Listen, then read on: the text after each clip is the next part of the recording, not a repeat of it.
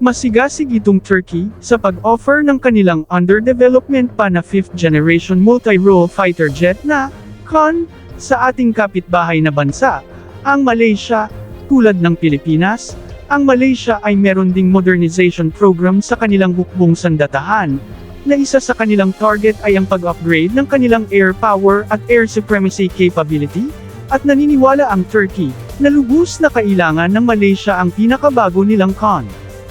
Ayon kay President of the Turkish Defense Industry Agency Professor Haluk Gorgan, na sa pamamagitan ng pagbili ng kanilang Khan fighter jet, ay maa-access ng Malaysia ang latest technology and expertise ng Turkey sa larangan ng depensa sa pamamagitan ng pag-partner sa kanila.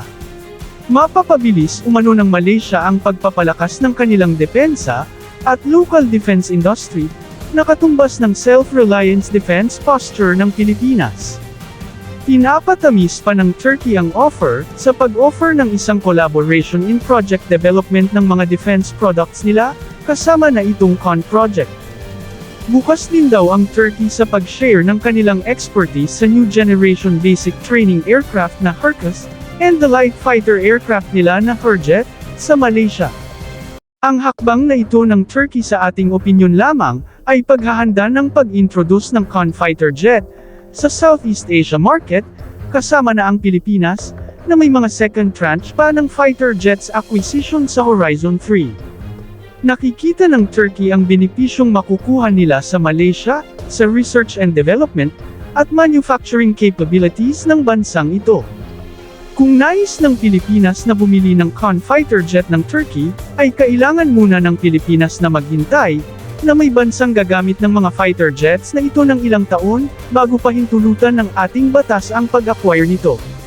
Sinasabing pagdating ng panahon, ay maaring magiging kompetensya ng KF-21 Boramae ng South Korea, ang Khan ng Turkey, sa mga fighter jets requirements ng mga bansa sa Southeast Asia,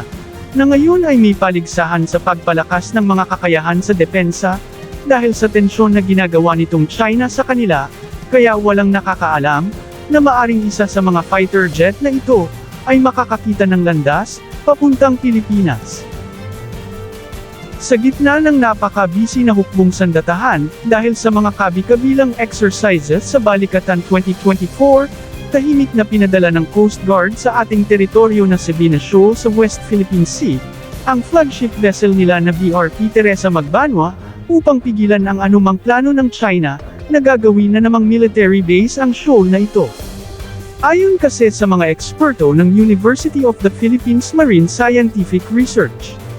na nagsagawa kamakailan ng pag-inspeksyon sa nasabing shoal, ay kapansin-pansing naglalagay na ng mga crushed corals ang China, na isang palatandaan, na may plano na naman ang China sa pag-convert ng shoal na ito, bilang panibagong elevated island para magiging isang military base na naman nila, tulad ng ginawa nila sa mga naunang mga shoal natin, na ngayon ay mga fortified and well-armed na military base nila. Mag-isang buwan nang nakabantay ang BRP Teresa Magbanwa doon, na dineploy noon pang April 18, upang masigurong hinding-hindi na tayo masalisihan pa ng China, at may utos na depensahan ang shoal, sa anumang mga aktibidad na gagawin ng China doon, at agad na mag-communicate sa nakakataas na command, para sa mga kailangang karagdagang puwersa.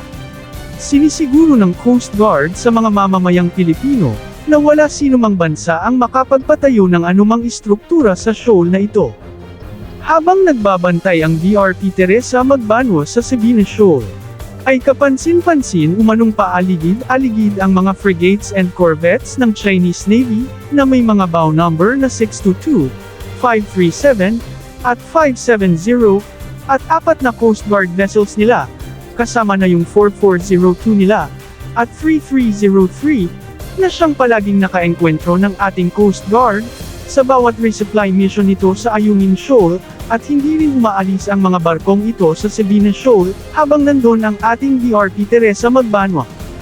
Ang Sabina Shoal, ay 75 nautical miles lamang, mula sa coastline ng Palawan, ito ay ang siyang rendezvous point, o tagpuan ng chartered vessels at kanilang mga escort ships, sa tuwing magsasagawa ng mga resupply mission sa ating mga tropa sa BRP Sierra Madre sa Ayungin Shoal, sa oras na makuha na naman ito ng China, ay mas lalong mahihirapan ang Pilipinas sa pagsasagawa ng mga resupply mission dahil may mag-aabang na ng mga barko ng China sa bahaging ito ng karagatan.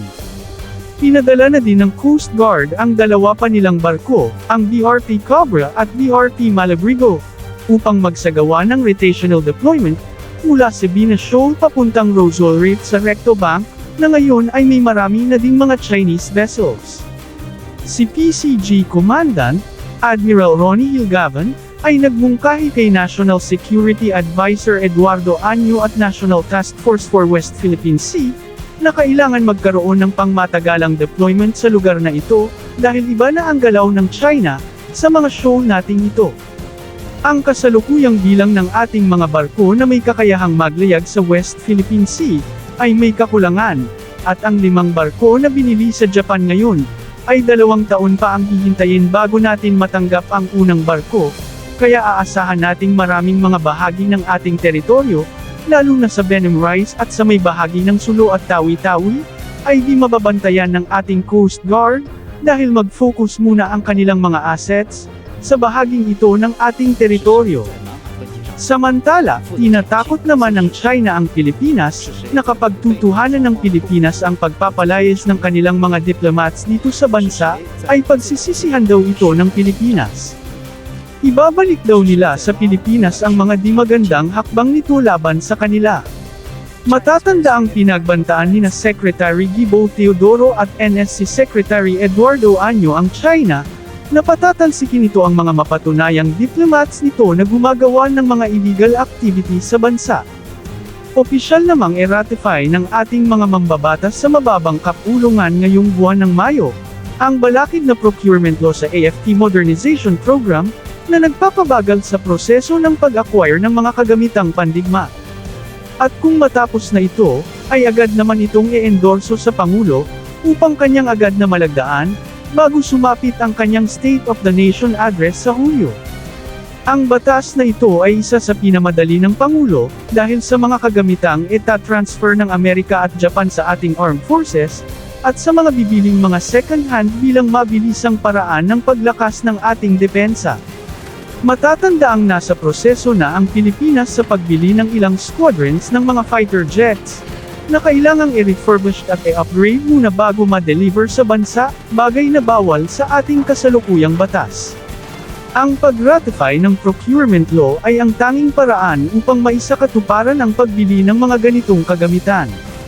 Ang Coast Guard at BFAR ay gusto ring bumili ng mga second-hand na malalaking vessels, ngunit nakakalungkot na bawal din ito sa batas.